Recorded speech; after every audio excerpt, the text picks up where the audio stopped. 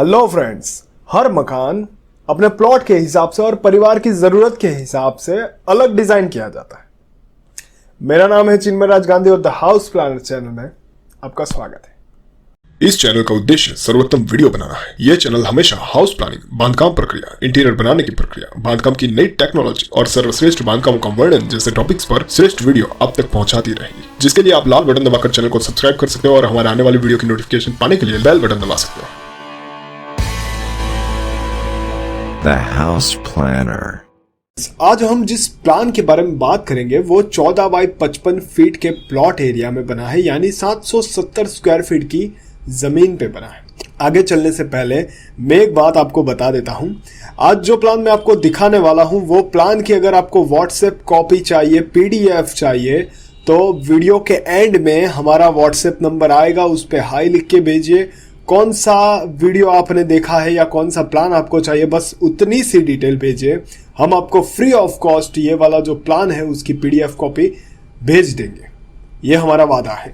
चलिए आगे बढ़ते हैं। जिस क्लाइंट के लिए ये प्लान हमने बनाया है उस क्लाइंट की जरूरत कुछ इस तरह से थी। उनकी एक मॉम है, मदर है, जो थोड़ी एजेड है। ग्राउंड फ्लोर पे उनको पार्किंग के साथ अपना एक बेडरूम चाहिए। दो ब्रदर है, जो दोनों भाई है, वो दोनों की अलग अलग इंडिविजुअल फैमिली है, तो उनको एक एक फ्लोर पे सेम टू सेम लेकिन अलग अलग मकान चाहिए।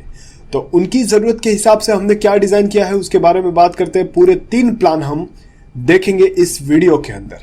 चलिए सबसे पहले हम बात करेंगे पहले प्लान के बारे में। यहाँ पर आता है पहला प्लान, जिसका हम देखेंगे ग्राउंड फ्लोर। इस साइड से एंट्री है, ईस्ट में से एंट्री है। सो फ्रेंड्स, यहाँ पर एंट्री में हमने 2-2.5 फीट छोड़े हुए हैं, क्योंकि क्लाइंट की जरूरत कुछ इस तरह से है कि फ्रंट साइड में, आगे साइड एक कार पार्क हो जाए, कार को अंदर पार्क ना करना पड़े। तो इस प्लान के अंदर एंट्रेंस के लिए स्टेयरकेस और रैंप, 2 चीज हम दे सकते हैं ताकि 2 व्हीलर भी अंदर आ पाए, और स्टेयरकेस तो चाहिए ही अंदर आने के लिए, क्योंकि रोड लेवल से 3 फीट ऊपर जो मकान है। सबसे बाहरी साइड स्टेयरकेस हमें मिलता है जो पूरा ऊपर तक टेरेस तक जाएगा। टोटल 13 फीट बाय 10 फीट ये स्पेस है। 13 फीट इसलिए 14 फीट का प्लॉट की विड्थ है, और 5-5 इंच अगर दीवार के अंदर जाती है तो टोटल हमें यहाँ पर 13 फीट जैसा गैप मिलेगा। 13 फीट बाय 10 फीट उसके अंदर आता है स्टेयरकेस एरिया। 2 फीट फ्रंट में पार्किंग के लिए हम छोड़ सकते हैं, थोड़ी सी कार बाहर रहेगी, थोड़ी सी अंदर रहेगी। यहाँ से मेन शुरू होगा ग्राउंड फ्लोर। ग्राउंड फ्लोर पे फिलहाल कुछ नहीं है, एक खाली हॉल है, बिल्कुल खाली। लेकिन क्लाइंट की मदर के लिए एक बेडरूम ग्राउंड फ्लोर के ऊपर है, क्योंकि उनको थोड़ी सी खुली स्पेस चाहिए, बड़ी स्पेस चाहिए, इसलिए उनका पर्सनल बेडरूम है, साथ में ओटीएस है और पर्सनल बाथरूम भी है। एटलीस्ट हाफ एरिया ऊपर तक खुला है सनलाइट के लिए और नेचुरल एयर सर्कुलेशन के लिए। बाकी का एरिया गैलरी की तरह यूज हो सकता है। सो फ्रेंड्स, अब हम बात करेंगे फर्स्ट फ्लोर की। तो यहाँ से स्टेयरकेस ऊपर जाता है, ऊपर हम आ जाता है फर्स्ट फ्लोर के ऊपर। फर्स्ट फ्लोर पे यहाँ पर हमें एंट्रेंस मिलता है। फ्रंट वाली वॉल को इग्नोर कीजिएगा, क्योंकि जैसा एलिवेशन डिजाइन होता है इस हिसाब से ये प्लेस को एडजस्ट किया जाता है। थोड़ा हम बाहर भी खींच सकते हैं, सो इसकी ज़्यादा बात नहीं करते। एंट्रेंस से अंदर आते ही हमें लिविंग एरिया मिलता है, जो 13 फीट बाय 14 फीट का है। एक बड़ा सा लिविंग एरिया मिल जाता है, जो एक परिवार के लिए सही स्पेस मानी जाती है। लिविंग एरिया के अंदर टीवी यूनिट, थोड़ा सा मंदिर वगैरह का स्पेस भी यहाँ पर फर्नीचर में हम कवर कर सकते हैं। और उसके आगे जाते ही हमें मिलता है एक बेडरूम। बेडरूम के अंदर एक क्वीन साइज बेड, साथ में सामने की ओर इस साइड बड़ा सा स्टोरेज एरिया। हमने एक्चुअली डोर थोड़ा 2 फीट 2 इंच जितना बाहर लिया है, इस साइड लिया है। उसका रीजन है कि यहाँ पर पीछे एक बड़ी सी स्टोरेज स्पेस सेट हो जाए। ये वाला भी डोर और ये वाला भी डोर अगर 2 फीट 2 इंच यहाँ से दूर रहेगा तो कंप्लीट 2 फीट का स्टोरेज यहाँ पर हम बना सकते हैं। परिवार की ज़रूरत रहती है, हर रूम की ज़रूरत रहती है, स्टोरेज हर रूम में मिलना चाहिए। सो एक स्टोरेज जो रहेगा बड़ा स्टोरेज, दूसरा एक क्लोसेट हम साथ में बना सकते हैं। बेडरूम टोटल मिलता है 13 फीट बाय 11 फीट का, जिसके अंदर बेड साइड टेबल और 2 बड़े स्टोरेज आ सकते हैं। इसके आगे हम जाएंगे, तीसरा किचन हमें मिलेगा 13 फीट बाय 9 फीट का, जिसके अंदर वापस एक बड़ा स्टोरेज आएगा। उसके अलावा सी शेप का किचन आएगा। किचन में यहाँ पर वेंटिलेशन विंडोज भी मिलेगी। वैसे डोर्स जो है वो वेंटिलेशन का बड़ा काम करेंगे। रेफ्रिजरेटर की भी स्पेस मिलेगी, गैस स्टोव की भी स्पेस मिलेगी। किचन के आगे हमें मिलता है वॉश एरिया। वॉश एरिया जो है वो है 8 फीट बाय 5 फीट 6 इंच का, जिसके अंदर वॉशिंग मशीन की स्पेस है, बर्तन करने के लिए अलग स्पेस है, एक वॉश बेसिन भी यहाँ पर कॉर्नर में हम सेट कर सकते हैं। वॉश एरिया के बाद अंदर बाथरूम का डोर आता है, एक कॉमन बाथरूम टॉयलेट है जो बेडरूम के लिए, मकान के लिए एक यहाँ पर हमें मिलती है। सो छोटा सा फैमिली है तो उनके लिए ये सफिशिएंट है। और पीछे हमें OTS मिलता है। अगर बैक साइड में ओपन स्पेस नहीं हो और कोई दूसरा मकान हो तो ये अपना 8 बाई 3 का ये स्पेस है, 8 फीट बाई 3 फीट, उतना स्पेस बिल्कुल ऊपर से लेकर नीचे तक ओपन है, तो सनलाइट वेंटिलेशन यहाँ से हमें पूरी मिल सकती है फ्रेंड्स। वैसे बाथरूम की साइज है 8 feet 6 inch by 4 feet 6 inch, 4.5 by 8.5 की बाथरूम है। अभी जैसे ही फर्स्ट फ्लोर हमने देखा, बिल्कुल सेम सेकंड फ्लोर बनता है, फ्रंट में से एंट्री होती है और पूरा मकान इस तरह से अलग रहता है। ये तो था कॉन्सेप्ट प्लान 1। अभी हम कॉन्सेप्ट प्लान 2 के बारे में बात करेंगे। इसमें भी स्टेयरकेस जो है वो आगे साइड ही है, लेकिन उसमें क्या चेंजेस है हम देखते हैं। As usual 13 feet by 10 feet का एंट्रेंस है, फ्रंट में कुछ भी ज़्यादा चेंज नहीं है। ग्राउंड फ्लोर पे अंदर जाते ही 13 फीट बाय 24.5 फीट का ओपन हॉल मिलता है। हॉल के बाद हमें सीधा मिलता है सबसे पहले वॉशरूम, जो वॉशरूम कॉमन पर्पज से भी यूज हो सकता है और बेडरूम के पर्पज से भी, बेडरूम के वॉशरूम की तरह भी यूज हो सकता है। एज यूजुअल उनके मदर का जो बेडरूम था वो यहाँ पर आ गया, 13 फीट बाय 10 फीट का। स्टोरेज, बेड, साइड टेबल जो भी उनको सेट करना है वो कर सकते हैं। इसके आगे हमें एक OTS मिलता है, गैलरी मिलती है जो ऊपर तक, यहाँ पर इस साइड ओपन है, इस साइड थोड़ा क्लोज है, लेकिन ऊपर यहाँ पर पूरा ओपन है। सनलाइट और वेंटिलेशन मिल सकता है, अच्छे से अच्छा मिल सकता है। अभी हम बात करेंगे फर्स्ट फ्लोर की। फर्स्ट फ्लोर पे ऊपर आते ही सबसे पहला आता है लिविंग रूम। दोस्तों यहाँ पर लिविंग रूम में ज़्यादा फर्क नहीं है, 13 बाई 14 का वो पुराने प्लान वाला लिविंग रूम था, यहाँ पर 13 बाई 14.5 का लिविंग रूम है, 6 इंच का फर्क है, ज़्यादा बड़ा फर्क नहीं। लिविंग रूम के बाद सीधा आता है कनेक्टेड किचन। सेंटर में अगर वॉल नहीं बनानी तो हम इसको निकाल सकते हैं, पार्टीशन से भी काम चला सकते हैं, लेकिन यहाँ पर क्लाइंट की ज़रूरत के हिसाब से हम वॉल बना सकते हैं। बाकी कुछ लोग ऐसा करते हैं कि 4 फीट तक वॉल बनाएंगे, ऊपर ग्लास या कुछ जाली की डिज़ाइन भी सेट कर सकते हैं। सो यहाँ पर लिविंग रूम के साथ कनेक्टेड किचन है जो 13 फीट बाई 9 फीट का है। 13 फीट यहाँ तक, जिसके अंदर अलग से स्टोरेज आ जाता है, रेफ्रिजरेटर की स्पेस आती है, रेफ्रिजरेटर की स्पेस भी मिल जाती है और उसके साथ C शेप का पूरा किचन मिल जाता है। फ्रेंड्स ये हो गया हमारा लिविंग एरिया और किचन एरिया। उसके बाद आगे जाते ही हमें मिलता है एक कॉमन बाथरूम टॉयलेट जिसकी साइज है 9 फीट बाई 4.5 फीट। इसके अंदर हमें वॉश बेसिन, टॉयलेट एरिया और शावर एरिया तीनों मिल जाते हैं। अभी यहाँ पर आता है बेडरूम। फ्रेंड्स एक और चीज़ यहाँ पर हो सकती है, अगर ये वॉल को अगर एक्सटेंड कर दिया जाए तो ये जो बाथरूम टॉयलेट है वो बेडरूम के अंदर चले जाएंगे, ताकि ये बेडरूम जो पूरा है वो मास्टर बेडरूम बन जाएगा। अगर हमने यहाँ पर दरवाज़ा रखा है रूम का तो कोई बात नहीं, रूम जो है वो रूम रहेगा और बाथरूम टॉयलेट कॉमन रहेंगे। इसके बाद हम देखेंगे bedroom. Bedroom 13 feet by 10 feet का मिलता है। Bed side table, storage space, closet. यहाँ पर इस वॉल पे भी वेंटिलेशन विंडोज मिलेंगी, यहाँ पर भी डोर और वेंटिलेशन मिलेंगे। बेडरूम के अंदर से अभी हमें वॉश एरिया मिलता है, बालकनी मिलती है जिसके अंदर वॉशिंग मशीन और बर्तन के लिए थोड़ी स्पेस हम रख सकते हैं। इसके अलावा ये जो OTS पोर्शन है, ओपन टू स्काई, ये खुला है, यहाँ पर स्लैब नहीं है और नीचे से लेकर ऊपर तक ये ओपन एरिया है जो कि है 5 फीट बाई 4.5 फीट का। नेचुरल एयर और नेचुरल लाइट के लिए ये जगह को हमने खुला छोड़ दिया है। एज यूजुअल सेकंड फ्लोर का भी ऐसा ही प्लान बनेगा, बिल्कुल ऐसा सेम प्लान, राइट। अभी तीसरा कॉन्सेप्ट प्लान देखते हैं। ये बाकी दोनों प्लान से बेहतर प्लान है। ये प्लान बेहतर क्यों है चलिए समझ लेते हैं। फ्रेंड्स सबसे पहले ग्राउंड फ्लोर की बात करेंगे। ग्राउंड फ्लोर में अभी हमने इस प्लान के अंदर कार पार्किंग अंदर दिया है। फिलहाल ये ग्राउंड फ्लोर जमीन से, रोड से 3 फीट ऊपर है, लेकिन यहाँ पर हम स्लोप भी डिजाइन कर सकते हैं और सेंटर में स्टेयरकेस भी डिजाइन कर सकते हैं। छोटा गेट, बड़ा गेट। फ्रंट साइड में भी हमने थोड़ा ओटला जो बोलते हैं, ओटा बोलते हैं, उसका स्पेस छोड़ रखा है।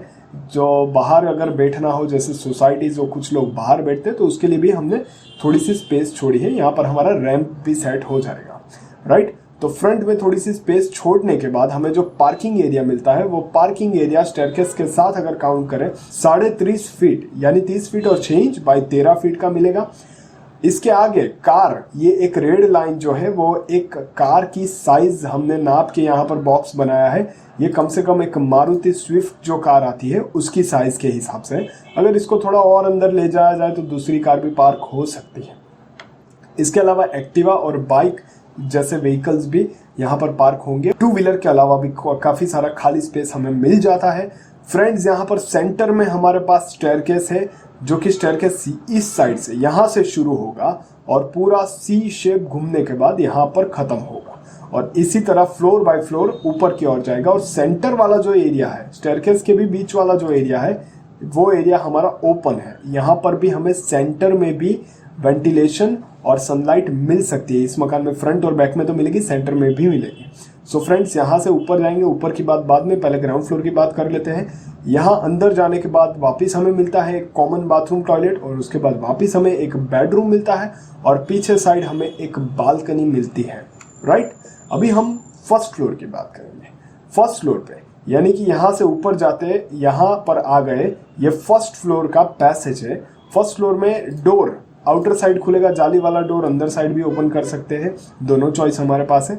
डोर में से अंदर आने के बाद हमें मिलता है 3.5 फीट बाय 24 फीट का एक पैसेज।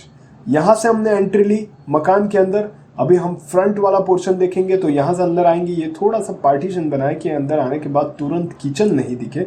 अंदर आने के बाद लोगों को सबसे पहले जो दिखेगा वो आएगा लिविंग रूम। राइट, तो यहाँ से अंदर आने के बाद फ्रंट में हमें मिल जाता है 13 फीट बाय 14.5 फीट का लिविंग एरिया। अभी फ्रेंड्स, ये जो डॉटेड लाइन दिख रही है वो प्लॉट की बाउंड्री है। हमने 1.5 फीट 2 फीट जितना यहाँ पर बालकनी बाहर ली है, एक्सटेंड करिए, जो कि हम कर सकते हैं। तो यहाँ पर लिविंग रूम के साथ कनेक्टेड है बालकनी सेम फ्लोरिंग हाइट पे। सो अगर इस स्लाइडर को ओपन कर दिया जाए तो ये 13 फीट बाय 14.5 फीट की जगह बन जाएगा 13 फीट बाय 16.5 फीट का लिविंग रूम। 2 फीट हम बाहर का भी एक्सटेंड कर सकते हैं। कई जगह तो 3 फीट भी करते हैं, 4 फीट भी करते हैं, डिपेंड क्या लीगल पास हो सकता है प्लान उसके हिसाब से। So friends, 13 feet bye 14.5 feet का एक बड़ा सा लिविंग रूम मिल जाता है। फ्रंट में से काफ़ी सारी नेचुरल लाइट और वेंटिलेशन मिलेगी यहाँ पर, क्योंकि स्टेयरकेस बीच में है और ये फ्रंट में पूरा ओपन सेगमेंट हमें मिलता है। उसके बाद यहाँ पर किचन की बात करें तो 13 फीट बाय 9 फीट का किचन मिलता है, सी शेप किचन, जिसके अंदर हमें gas stove, wash basin, refrigerator space सब कुछ यहाँ पर मिल सकता है। ये वाली जो वॉल है फ्रेंड्स, वो हम पार्टीशन के तौर पे यूज़ करेंगे तो ज़्यादा बेहतर रहेगा। 3 फीट 4 फीट की वॉल बना सकते हैं, ऊपर की ओर ग्लास पार्टीशन या जाली का पार्टीशन बनाएंगे ताकि वेंटिलेशन सही रहे। घर जितना खुला खुला होगा उतना वेंटिलेशन अच्छा रहेगा। अभी यहाँ पर भी वैसे विंडो तो सेट कर सकते हैं, डिपेंड सिचुएशन क्या है। पीछे की बात करते हैं। यहाँ से पीछे जाने के बाद मकान के अंदर सबसे पहले मिलता है हमें बाथरूम। राइट, अगर हम ये वाली वॉल को एक्सटेंड कर दें और बेडरूम का डोर यहाँ पर ले लेते हैं तो ये पूरा बन जाता है master bedroom as usual plan 2 की तरह। लेकिन अगर हम यहाँ पर दरवाज़ा रखते हैं तो ये बन जाएगा एक प्राइवेट बेडरूम, सिर्फ बेडरूम, मास्टर बेडरूम नहीं। और बाथरूम यहाँ पर हमें कॉमन मिल जाएगा। तो ये bath shower area, toilet seat, wash basin वो सब मिलेगा। 9 बाय 5 का बाथरूम है, थोड़ा सा बड़ा बाथरूम है। उसके अलावा जो बेडरूम है वो 13 फीट बाय 10 फीट का है। एक बेड है, bed side table, storage, extra storage, cupboards या फिर वर्किंग टेबल भी हम बना सकते हैं, स्टडी टेबल भी यहाँ पर बना सकते हैं। इसके अलावा वॉश एरिया जहाँ पर वॉशिंग मशीन और बाकी सारी चीज़ें भी हम सेट कर सकते हैं। एक और प्रोबेबिलिटी है जिसकी हमने क्लाइंट के साथ बात की थी, अगर आपका वॉशिंग मशीन और वॉश एरिया जो कपड़े बर्तन वाली चीज़ है वो अगर बाथरूम में हो जाती हो तो हम 9 फीट बाय 5 फीट के बजाय 9 फीट बाय 6 फीट का बाथरूम कर सकते हैं। 1 फीट हम यहाँ एक्सटेंड करेंगे और ये वाली चीज़ पीछे से निकाल देंगे। यहाँ पर हम OTS यानी पूरा ओपन सेगमेंट रखेंगे। ये वाली वॉल 4.5 फीट नहीं मिलेगी, 3.5 फीट मिलेगी, लेकिन ये पूरा का पूरा पोर्शन ओपन हो सकता है और ये पूरा वॉश एरिया वाली चीज़ यहाँ पर शिफ्ट हो सकती है। सो ये भी प्रोबेबिलिटीज़ है। सो ये हमने देखा first floor as it is, बिल्कुल कॉपी सेकंड फ्लोर यहाँ पर है। और ये वाला प्लान में अच्छी बात ये है बाकी दोनों प्लान की कंपैरिजन करते हुए कि यहाँ पर हमें फ्रंट में वेंटिलेशन और नेचुरल लाइट बहुत सारी मिलेगी, बैक साइड वेंटिलेशन और नेचुरल लाइट भी मिलेगी, और सेंटर में भी हमें वेंटिलेशन, नेचुरल वेंटिलेशन और नेचुरल लाइट दोनों मिलेगी।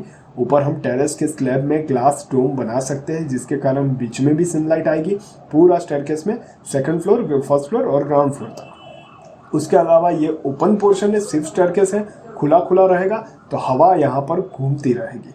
फ्रेंड्स, ये वाला प्लान बाकी दोनों प्लान से बेहतर है। इसका एलिवेशन अभी तक बाकी है, सो एलिवेशन का वीडियो हमने फिलहाल नहीं रखा है, लेकिन हम अगर वीडियो बन जाता है तो हम आपको अपडेट देंगे। उसके अलावा फ्रेंड्स, एक और सबसे इम्पॉर्टेंट बात मैं आपको बता देता हूँ, अगर भूल जाऊँ उससे पहले मैं यहाँ पर लिखा हुआ है, टाइप किया हुआ है। काफ़ी सारे लोगों ने कमेंट में हमसे पूछा था कि एग्जैक्टली आप क्या डिलीवर करते हो, तो हमने सही समझा कि हम इस वीडियो में ही बता दें। वैसे यूजुअली रेसिडेंशियल जब हम डिज़ाइन करते हैं किसी भी क्लाइंट के लिए, किसी के भी लिए, आपके लिए भी अगर डिज़ाइन करें, तो सबसे पहले आपकी चॉइस और आपकी ज़रूरत के हिसाब से हम 2 से 3 प्लान ऑप्शंस आपको बना के देते हैं। जो प्लान फाइनल होता है, छोटे मोटे अपडेट्स आते हैं, सुधार जो बोलते हैं वो आते हैं, तो उसको भी हम अपडेट करके आपको देते हैं आपकी ज़रूरत के हिसाब से। उसके बाद हम 3D एलिवेशन बनाते हैं। एलिवेशन बेसिकली फ्रंट व्यू जो होता है मकान का, उसको एलिवेशन बोलते हैं। और 3D इसके लिए बोलते हैं, 3D उस वजह से बोलते हैं क्योंकि हमें मकान बनाने से पहले मकान का 3D मॉडल डिज़ाइन करना पड़ता है। 3D मॉडल डिज़ाइन करने के बाद हमें एग्जैक्ट पता चल जाता है कि मकान पूरा बनने के बाद कैसा दिखेगा। सो फाइनल जो चीज़ एनिमेशन बोलते हैं उसको हम आर्किटेक्चरल लैंग्वेज में 3D एलिवेशन बोलते हैं, और उसके फोटोज़ और वीडियोस हम आपको बना के देते हैं। जो काम की चीज़ है, सबसे काम की चीज़ वो हम यहाँ देते हैं, उसकी पूरी लिस्ट बनी हुई है। सबसे पहले वर्किंग ड्राइंग चाहिए दोस्तों। एक्चुअली प्लान और वर्किंग ड्राइंग अलग चीज़ है। ये आपने देखा वो प्लान है, उसके अंदर हमने थोड़ा फर्नीचर सेट करके आपको दिखाया है कि कैसा मकान बनने के बाद दिखेगा। और जो वर्किंग ड्राइंग आता है वो ये प्लान नहीं होता, वो अलग चीज़ रहती है। उसके आधार पे कंस्ट्रक्शन चालू कर सकते हो। ये प्लान के आधार पे सिर्फ कंस्ट्रक्शन करना सही नहीं समझा जाता, लेकिन वर्किंग ड्राइंग जो रहता है उसमें इनफ डिटेल रहती है कंस्ट्रक्शन शुरू करने के लिए। सो वर्किंग ड्राइंग हम देते हैं, कॉलम प्लेसमेंट हम करके देते हैं। जैसे ये प्लान आपने देखी, यहाँ पर मकान में एक भी कॉलम नहीं दिख रहे, लेकिन प्लान अगर फाइनल होता है तो हम कॉलम को प्लेस करते हैं। और कॉलम कहाँ है, मैक्सिमम हाइड हो जाए, दीवार के अंदर कवर हो जाए, उस प्रकार से हम कॉलम प्लेसमेंट करके देते हैं। सेक्शन डायमेंशन, यानी कि जो फ्रंट व्यू, साइड्स व्यू, उसके जो डायमेंशंस रहते हैं वो डायमेंशन की डिटेल्स हम देते हैं। स्ट्रक्चर डिज़ाइन अगर ज़रूरत होती है तो यूजुअली GR+1 और GR+2 के लिए शायद ज़रूरत नहीं रहती, लेकिन थोड़ा कॉम्प्लिकेटेड स्ट्रक्चर है और GR+3 या ज़्यादा बड़ा है तो स्ट्रक्चर डिज़ाइन की ज़रूरत 100% रहती है।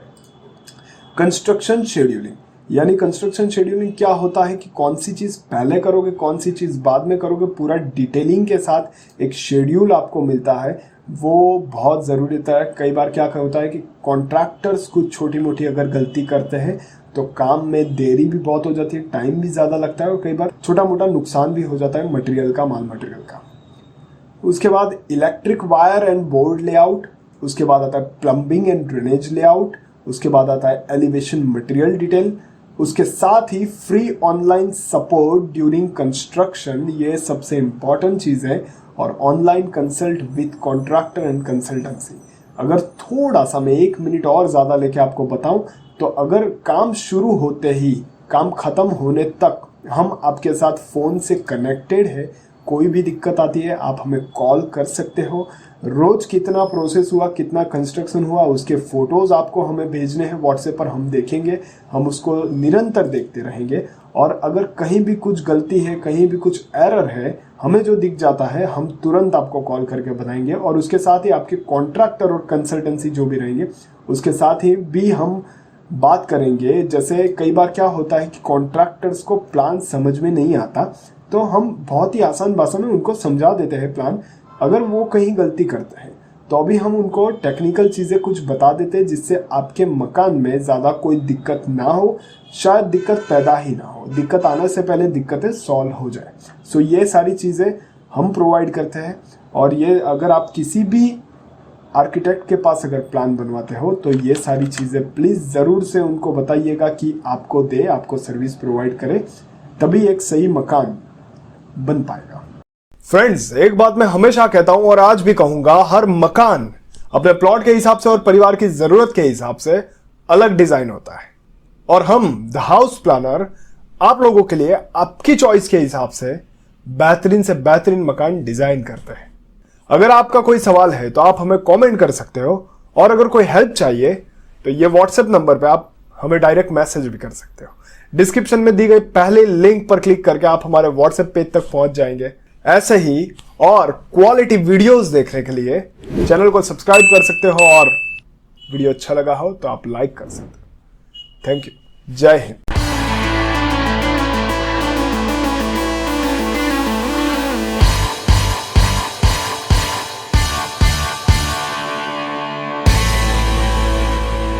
The House Planner.